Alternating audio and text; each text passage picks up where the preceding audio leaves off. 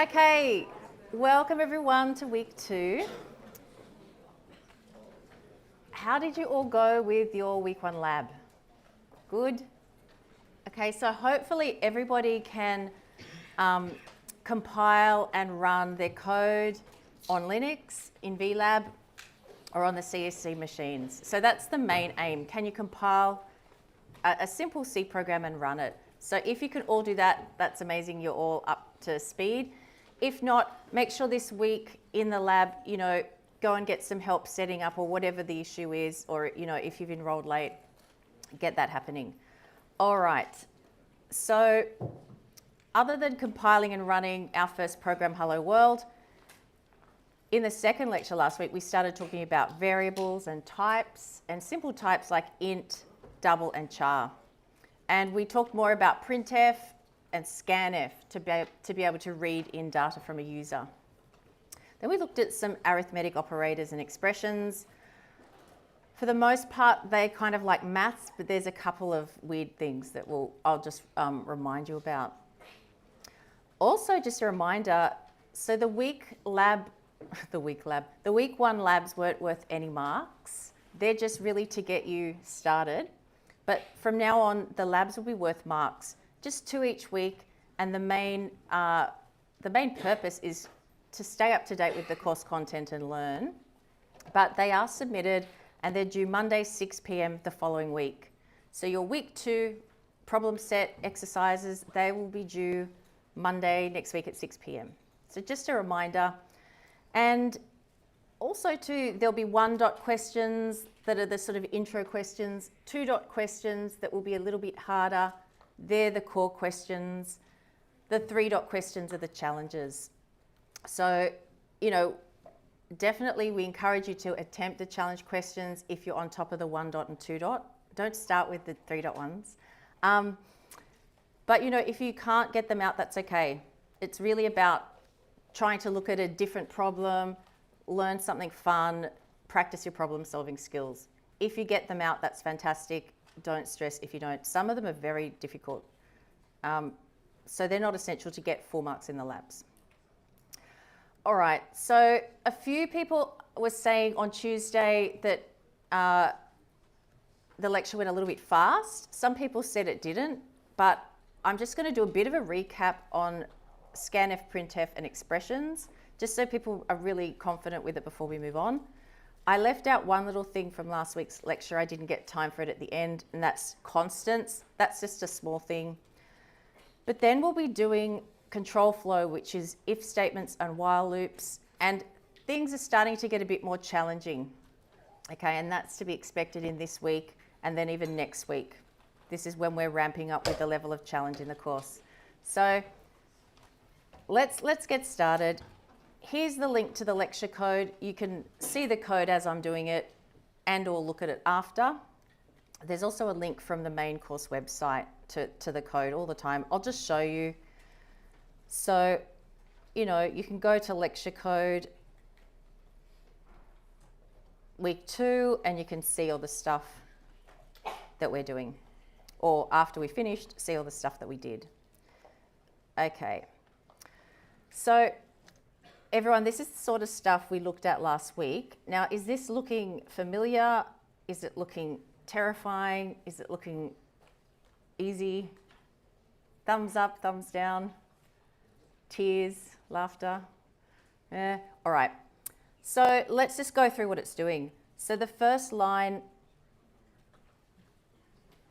what we're doing is we're asking for a chunk of memory that we're going to store data in. And we're saying we're going to store int type data. Does anyone remember what int means? Yeah, integer. So I'm asking for a chunk of memory that I can store an integer in, and I'm making up a name that I can use in my program to access that memory. That's called declaring a variable. We get a chunk of memory that has a name. Then this part here saying equals 10 is saying, well, please make that chunk of memory, like the value inside it, let's make that equal to 10. So we're basically storing the number 10 in this chunk of memory. Okay, and we're doing that in one line. declaring it, which is asking for the memory, initializing it with a value, which is putting the 10 in there. All right? And now we've got that value stored and we can use that in our program whenever we like. Any questions about that? Now the next line is almost the same, but what's the difference? What's double? Yeah?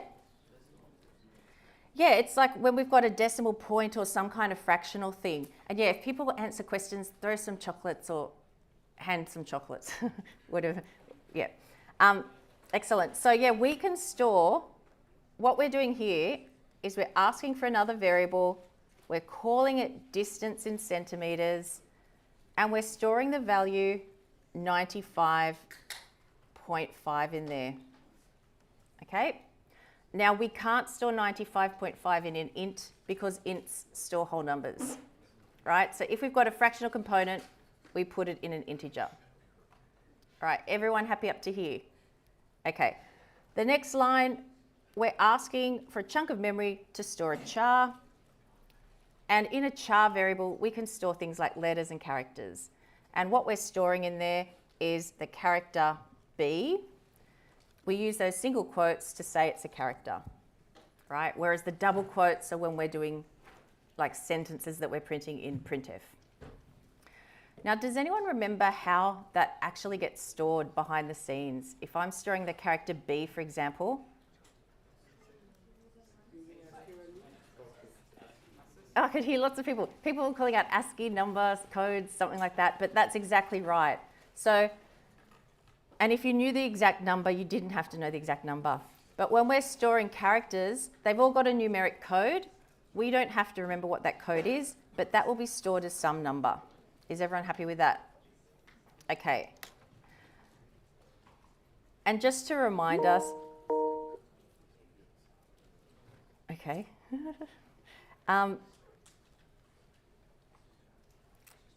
Just to remind us, don't go and memorize this, but just to remind us, we can look at this ASCII table.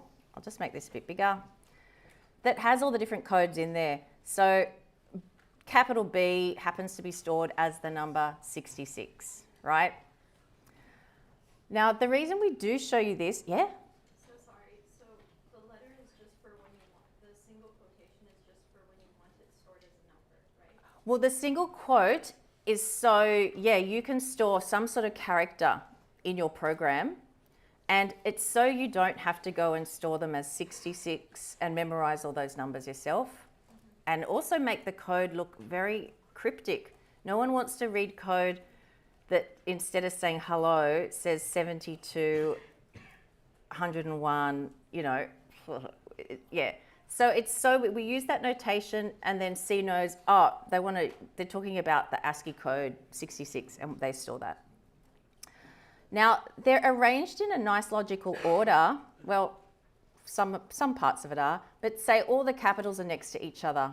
So you could take the letter B, the character B, add on 1 and get the character capital C, right? So we can do maths with these things because of the order.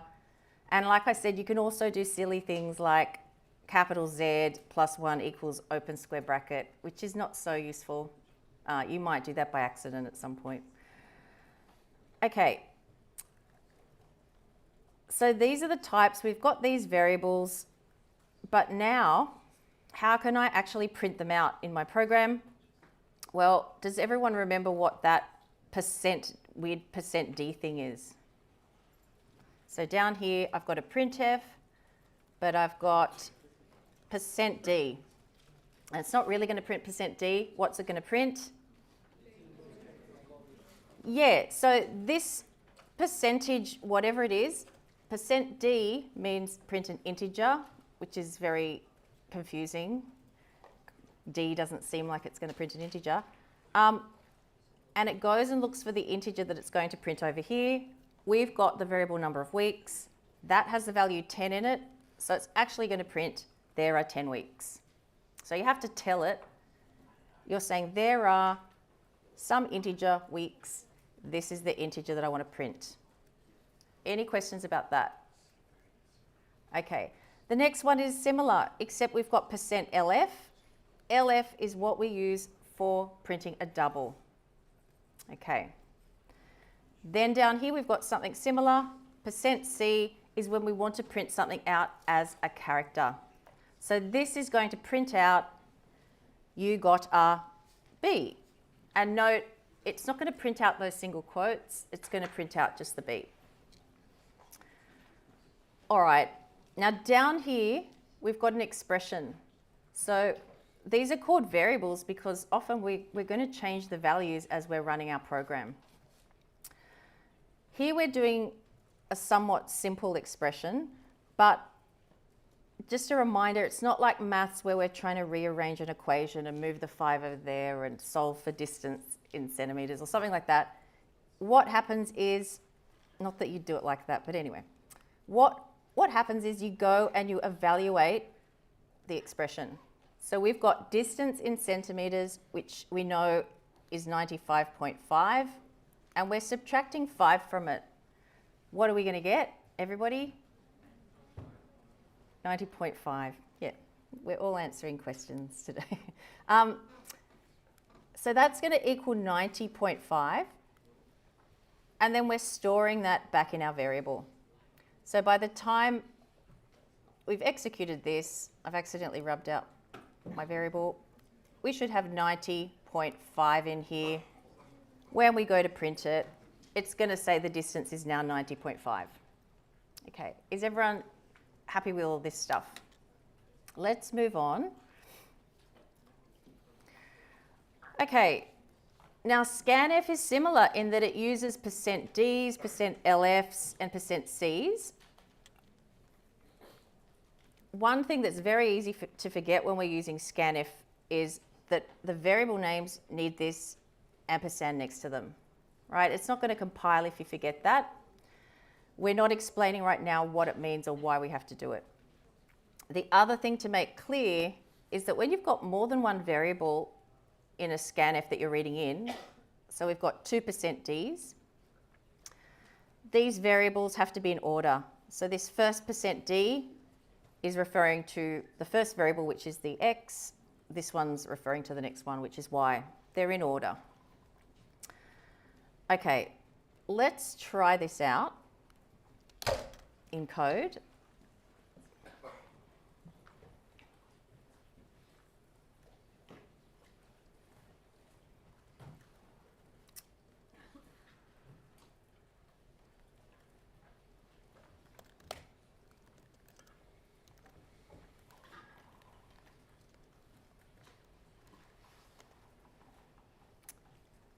Okay, so I've compiled it, there's no errors in the compilation, and now I'm running it.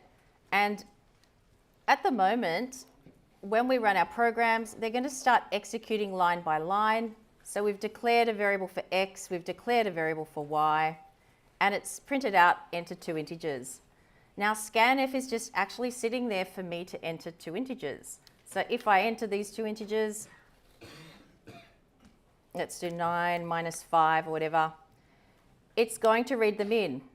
And X is going to end up with the value 9, and Y is going to end up with the value minus 5.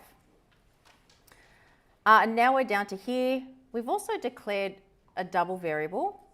We're saying enter a real number, and I can type in something like that. It can read that in using %LF. And that worked perfectly, it printed it out.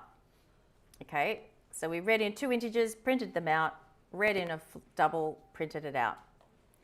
Now, what could possibly go wrong when we're running this?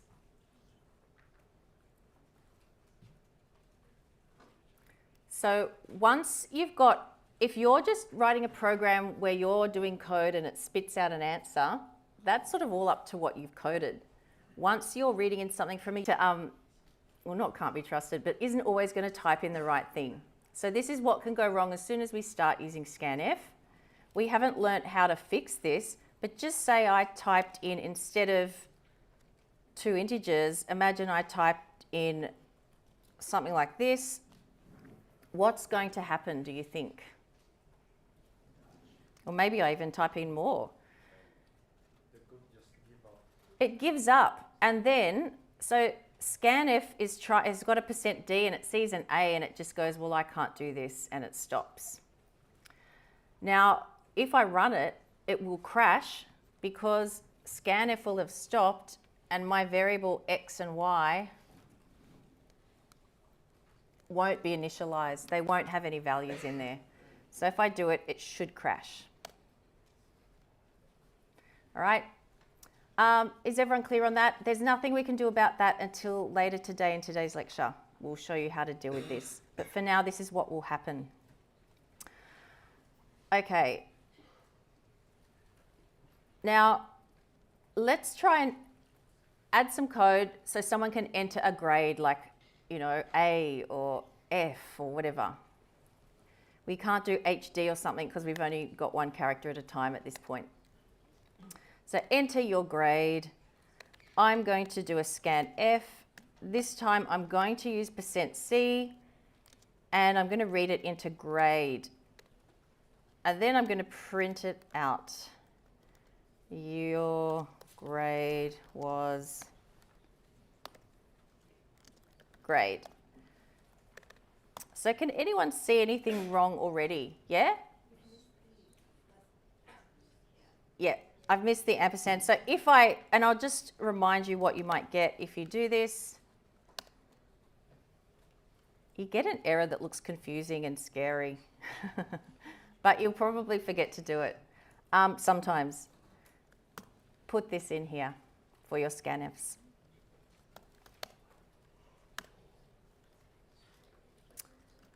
Okay, so again, we're running from the top again. I've got to enter integers.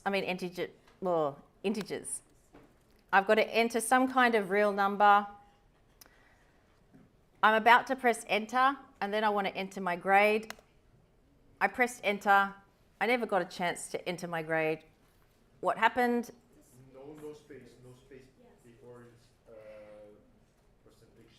That's right. So if I use %C like this, it wants to read in that enter that I pressed in. And it's saying, well, you just typed in a new line, so your grade was new line, blank new line. And that's doing its job. A space or a new line is a character. If we want to skip space, which sometimes we do, we put this, it's just a trick in scanf. There's a million tricks that scanf will do for us. We're not going to learn them all, but this is a helpful one. By putting this space here, it allows us to skip spaces when we're reading in characters, a new line, basically any white space. So that already happens with integers actually. Integers, you can do as many spaces and new lines all the time. Same with real numbers. And now if we put a space in front of that %C, we can do it with characters as well. Oh. Okay, and then when we print in something that's not space, the %C in this case will read it in. All right, so these are all the different ways we're reading in inputs with scanf. Okay. All right, let's have a look at some expressions. And this is the last bit of the recap, by the way. I'll go to the code though.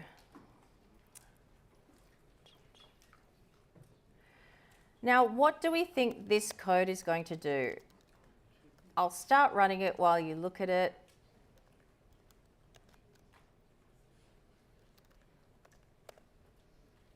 Enter two integers. I've typed in 2 and 4. What do we think it'll print out? Yeah, the average of 2 and 4 is 3. Is that correct? Yeah. All right. So it all works perfectly, right? I type in 4 and 3. What should I get the average of 4 and 3? Yeah, it's going to give me 3. So why is this? So usually in the world of maths and life, the average of 4 and 3 is 3.5. We're getting 3. How can I fix it? What's the reason? How can I fix it? Yeah? Oh. So, first of all, I'm storing the average in a type called int, and int can't store 3.5. So I've got to change it to double. And if I change that to double, what else do I have to change? I've got to change that to LF down here. If I forget, the compiler will remind me. Is this going to work though? No. Also change the import. So there's two. I'll just go over what the issue is. So when we're doing a division, so we do the x plus y, and imagine I've typed in 4 and 3, I get 7. If I've got 7 over 2, these are considered to be integers. We get integer division, we get 3. And we lose that fractional component when we're evaluating it. It's too late to go store it in the average. We end up with 3.0000. One way to do this would be we could change our ints to doubles, our x and y's, and then we've got all doubles, and that's wonderful. That would work. That's one way. What if we didn't want to change them to doubles? Or what if we were given them in a program from somewhere else? Or, what if we couldn't? What could we do? Oh, like cast it? You could cast it, which, don't worry about that for right now. What's another? That's correct. What else? The 2? Yeah. So one way to do it, this is what casting is. I can say, please make this be a double. Also, if I've got like a hard-coded number, I could just put a 2.0. Now it sees a 2.0. By default, that's a double. As long as one of the things it's dividing is a double, it'll do the whole thing as a double.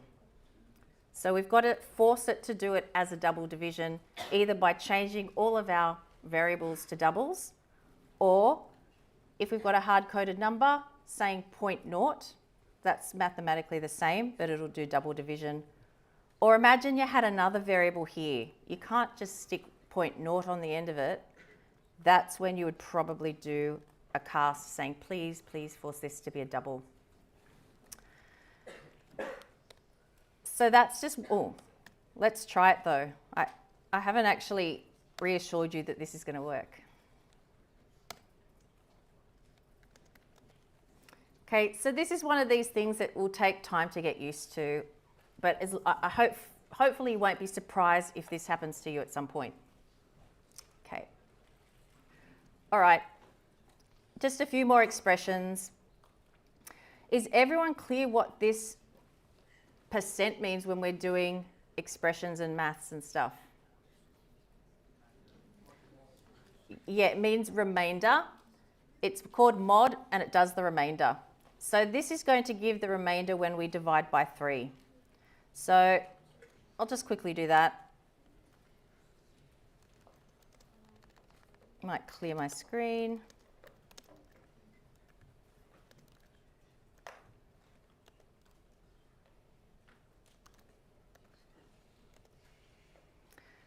So if I type in 9 and I do 9 mod 3, what am I going to get? Yeah, the remainder should be 0. If I do 14, what should I get? Yeah, 2. So it's just the remainder. Okay.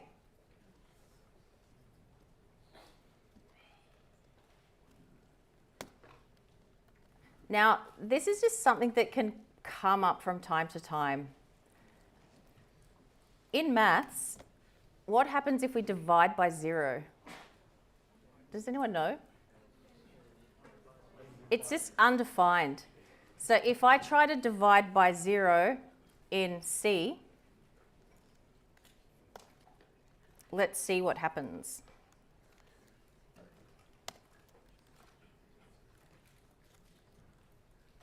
It's still going to do the mod of the integer I type in. But imagine I'm going to divide 9 by something. Actually, I'll make it, I'll make it 14.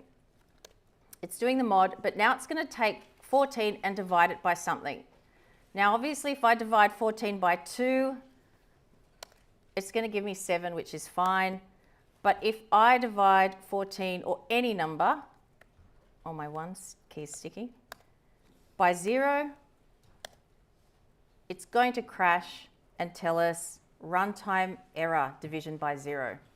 So this is another way that a user could type in something that kind of is still an integer, but there's a problem. So we're going to learn very soon how to check for these problems and do something about them. But before we do that, one more thing to torture your poor brains. I'll get rid of all of this for now. Can we see this expression down here? What's this going to do?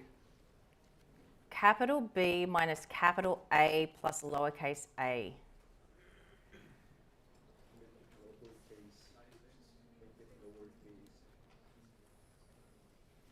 I can hear somebody calling out the right answer. Oops. So what we're doing when we're saying capital B minus capital A, we're going to get 1, right? If I said capital C minus capital A, I'm going to get 2. So this part here is telling me how far am I from the beginning of the alphabet, right? Capital B minus capital A, 1. I'm 1 from the beginning of the alphabet. Does everyone agree? Capital C, I'm 2 from the beginning of the alphabet. So this is giving me sort of a distance from the beginning of the alphabet. If I then add that distance onto a lowercase a, I'm going to say, okay, give me an A, but add on 1, I'm going to get a lowercase b. So this is a little trick to convert between uppercase and lowercase characters. We do the same thing here. We're taking a lowercase e minus a lowercase a. 1, 2, 3. It should give us 4. That's the distance of e from the beginning of the alphabet. We add that onto a capital A, we'd get a capital E. So this is how we can convert between lower and uppercase. So if that's tricky, have some more time to think about it. You'll be going over this sort of stuff in tutes as well. Okay, let's move on. All right, this is something new. It's only a tiny little thing. I won't spend too much time on it. But sometimes we've got numbers or values that we want to use in our code that aren't variables. We're never going to change them while our program's running. Now, we could just hard code those numbers in there, but sometimes it's nice if they mean something in particular to give them a name. And this is what we call constants. So these are values that we're going to give a name to and use in our program that we don't want to ever change. And the way we're going to do it in this course, there's other ways. We're not showing you every way to do everything, but we're doing it like this, using hash define. So this goes under your hash includes, but before your main program. And it just allows you to give a name to numbers. So here I've said max size, and I've given max size a value of 12. Here I've said pi, and I've given pi an approximation of 3.1415. I've got just some other one, I've given it the value 42. When we do it like this, this makes sure we can't go and say pi equals pi plus 1 in our code or anything silly. It makes sure we can't go and accidentally modify them. When we do it for style reasons, we want you to always use uppercase, so it's very clear in your code that this is a constant and not just a normal variable. I'll just show you a quick example of how they're used, and we're going to use them again throughout the lecture. So here's an example. I've got minutes per hour defined as 60. And down here, I'm doing some calculation. And instead of just typing in 60, I'm going to use minutes per hour. And the reason we do this is it just really helps someone reading the code see what's happening and understanding, well, why are you multiplying by 60? 60 is fairly straightforward, but you know, it might be some value for gravity, or it might be anything that you're doing, and it just helps document the code.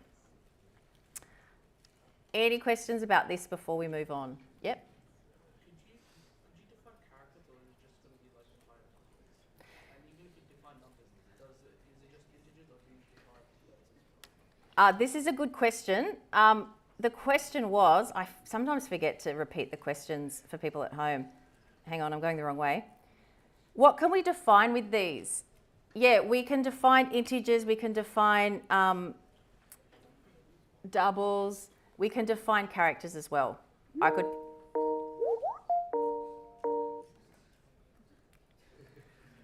Okay, that's weird.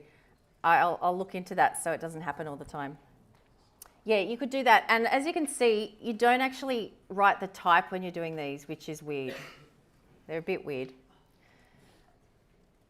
Okay, so let's move on to something completely different. We've seen a few instances where we might want to do different things in different situations. So if the user doesn't type in numbers, they type in hello, we don't want to go and print out the values that they didn't type in because they don't exist. If a user types in 0, we don't want to divide by it. There are lots of places in our code where we might want to do one thing in one situation and something else in another situation, instead of just always going line by line through our code. So that's what we're learning today. So in C and in lots of programming languages, there's something called an if statement, and it allows you to make decisions. And you make the decisions based on true or false questions, like is x even, or is y greater than 10, or is x less than y, is something equal to 0, whatever. And it allows you to do something in that situation and something else in a different situation. Now in C, true and false are represented as ints. So 0 represents false, and typically we use 1 to represent true, but anything actually that's non-zero is considered to be true in C. But anyway, we've got true or false, typically 0 for false, 1 for true. So our true and false questions that we're asking, like is x greater than y or whatever, we call these conditions. We can put conditions in these sort of if statements, and if, for example, this condition was true, whatever it is, we'd go, well, we wouldn't, C would go and execute the code inside this block, which starts with this curly brace and ends with this other curly brace. So if this condition is true, we're going to do this stuff in here. But how do we write these conditions? We can't just type them in English, is x greater than y. We use these relational operators, and most of these should look familiar from like maths. So we've got less than, greater than. We've got less than or equal, which is the same, but you type it in like this. It's 2 characters to type in. Greater than or equal. And then we've got this equals equals. So at the beginning, you might get confused between equals and equals equals.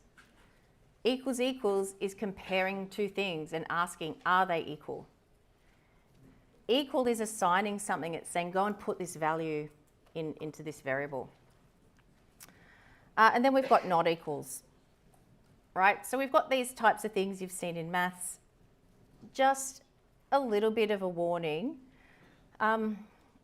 We've talked about doubles and how they're sometimes approximations.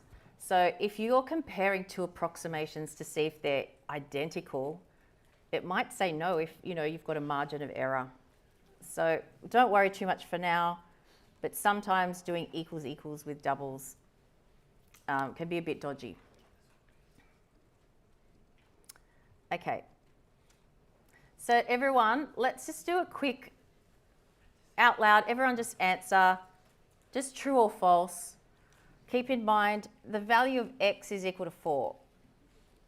Right, so I'm just going to say 5 is less than 2. True or false? False.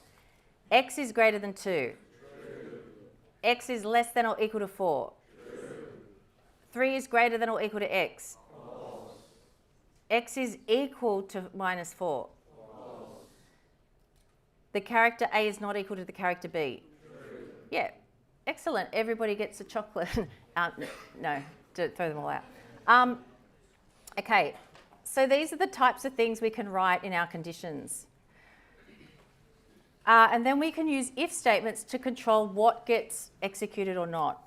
So here's a bunch of if statements. The first two are probably a bit confusing. But what do you think will get printed out and what do you think won't get printed out? So this first one's difficult. If 1, what does that mean? Yeah. So is this true? Is 1 true? Yes. So we're going to print out hooray.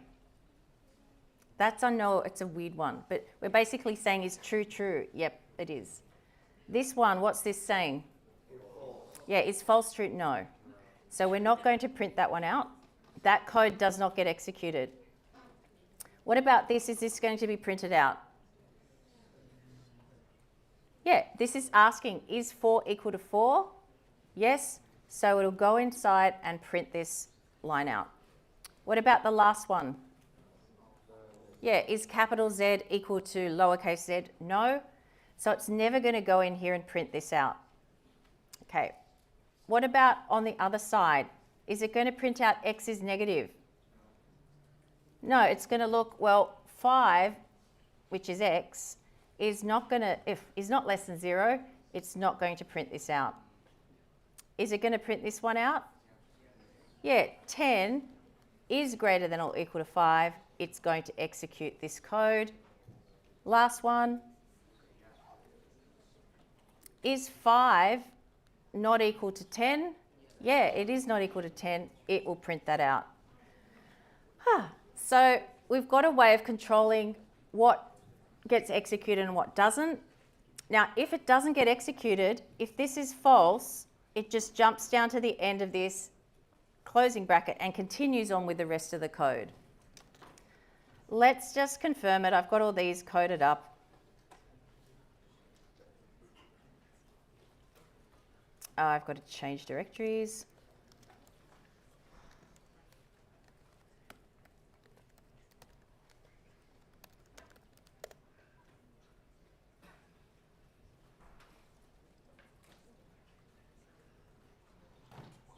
Okay, so I've got all of this.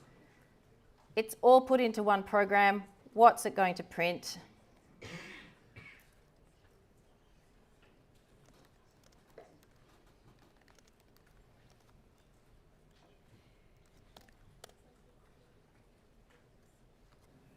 Is that what we said?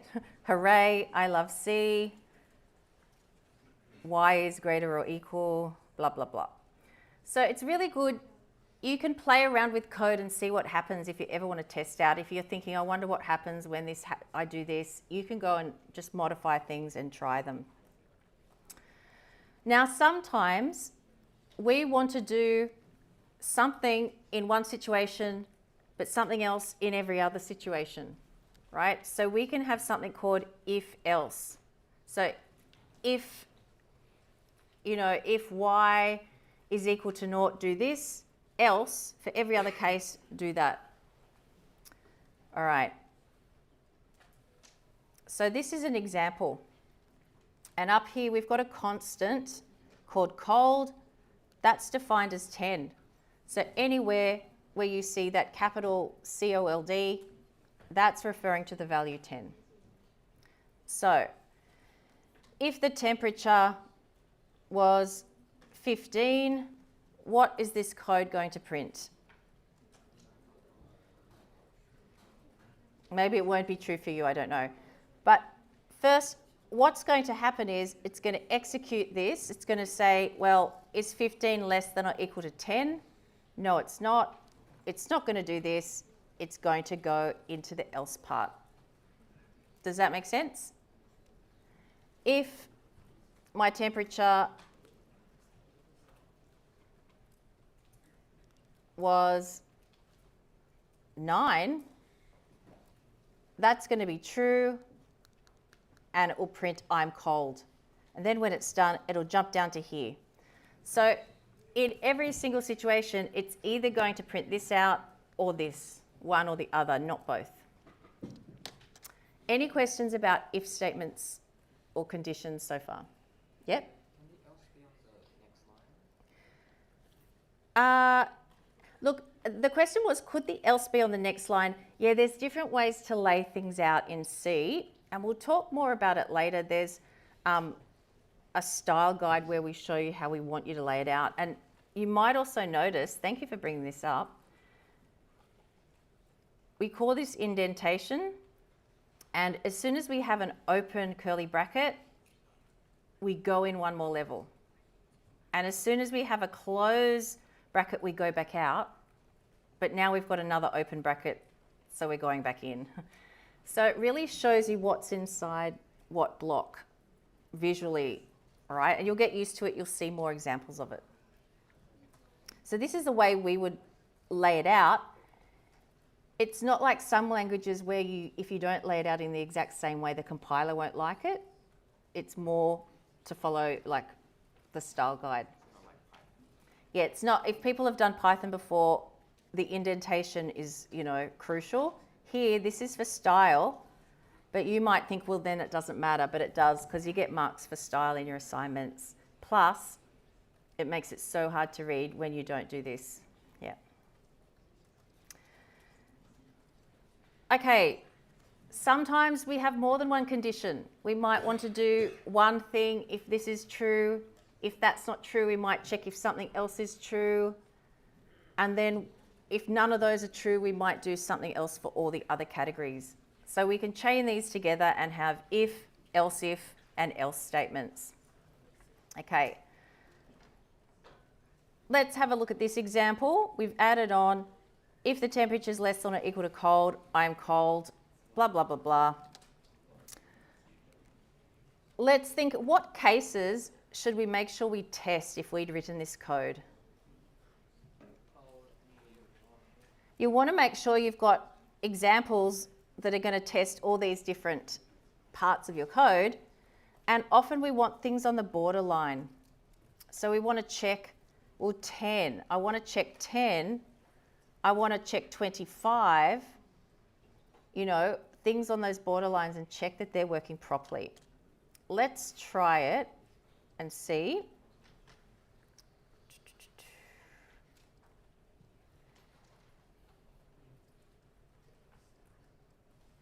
Oops.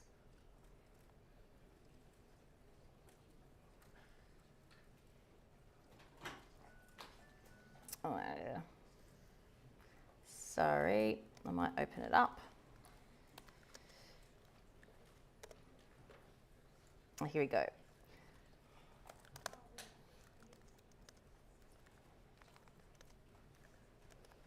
Okay, we're going to run this, and first up, let's just try 25.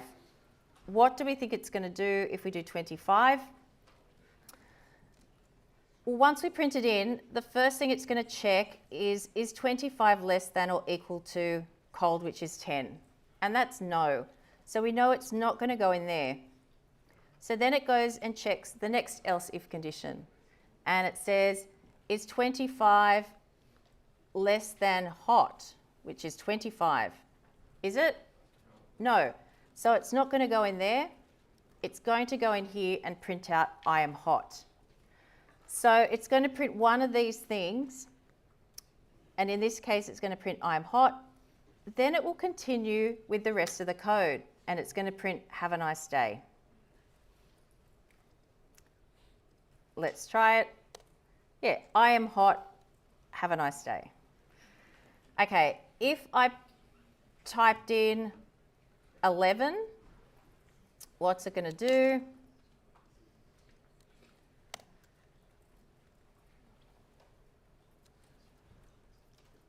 Well, if we type in 11, again, it starts with the first condition. That's not less than or equal to 10, so forget that.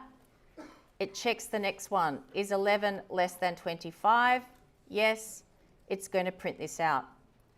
Once it's printed that out, it jumps to the end of this whole sort of if block. It's not going to go and do the else. And then it's going to print, have a nice day. Okay. If we typed in 10, for example, 10 is less than or equal to 10. Oops.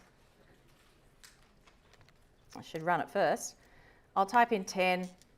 The first condition is true. It will print this out. It won't even look at these. It won't go check.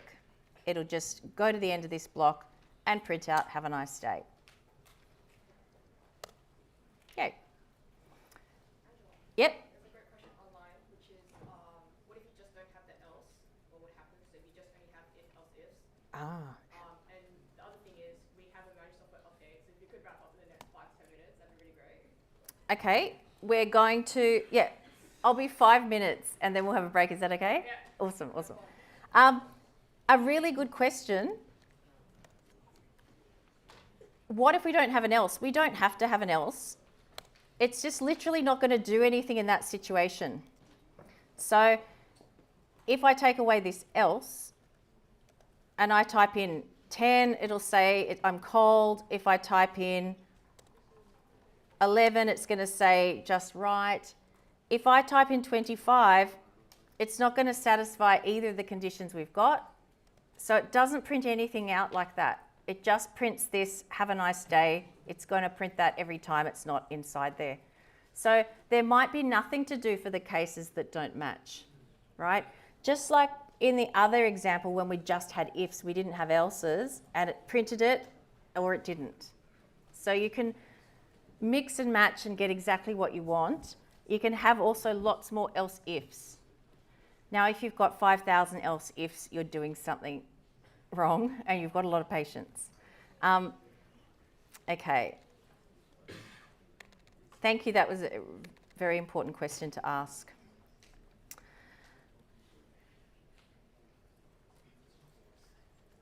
All right, I'll do this coding example. We're going to write some code that does, detects whether something's even or odd. So let's just do the logic. So it's just going to be an integer that we read in. I'm going to read it in with Scanf. I should print out something first. Please enter an integer. And then I'm reading an integer in. But if it's even, and you can't just write it in text, I'm just sort of planning what we're going to do. We want to print that it's even.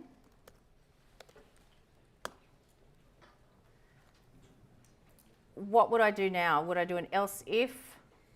Would I do an else? Yeah, in this case, it can be either even or odd, assuming that we're putting naught as even, right? It can either be even or odd, so if it's not even, it's odd. So this is the logic of my if statement. How on earth do I work out if something's even in C? What condition could I write? Yeah? Yeah, if I divide by 2 and I get a remainder of 0, I've got an even number. If I don't, I've got an odd number. So I could say, do my value mod 2, that gives me the remainder. And if that is equal to naught, I've got an even number, okay? Now, this might seem like, how would anyone work out how to do this? But you're going to see stuff like this all the time. You'll be checking if things are divisible by this, that, and the other, and checking if something's even is quite common.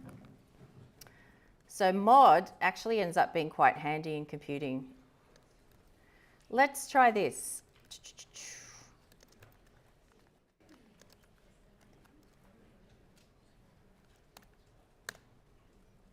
Enter an integer, 10 even.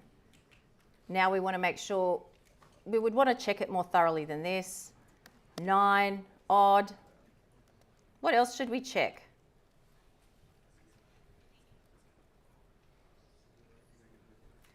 let's try a negative. -8 says it's even. -1, odd. Now we're not going to sit here and type in every number in the whole world, but these are some good sort of cases that you might want to start thinking about when you're testing your code. It's really easy to type in one thing and go, yay, it works. But yeah, you've got to try and think, well, what might not work? If anyone questions before we go to a break? Right, we'll have about a 10-minute break. We'll continue with this sort of stuff and hopefully maybe get to while loops. We'll see how we go.